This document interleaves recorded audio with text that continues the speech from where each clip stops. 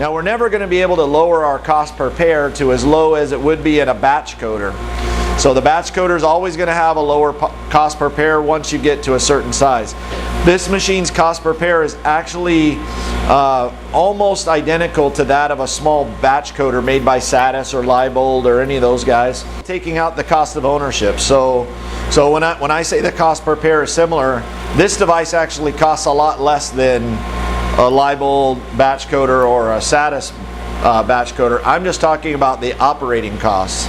And I'm also not incorporating into that cost the cost of power, because this is actually a much lower economic footprint as far as power and environmental impact and all that sort of thing.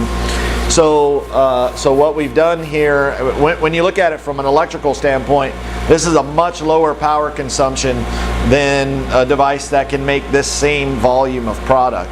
So this is something that is that's very beneficial. So if they blow a run, is that calculated into the cost per pair? Typically, no. Most people don't. And when we look at operating costs, we're typically looking at the consumable costs.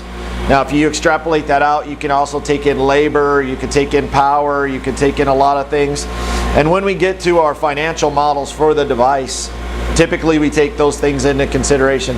We may put in the cost of ownership, we may not, depending on the customer and that sort of thing. But if you were to take the whole picture into consideration, we're a much lower cost per pair. For if you took equipment, which includes some form of depreciation, we took electricity, we took manpower, and we took the consumable costs, we're actually at a lower cost per pair if you look at it from that point of view. But if you look at it strictly on the consumable cost, this is a high, well, it's the same as a small batch coder.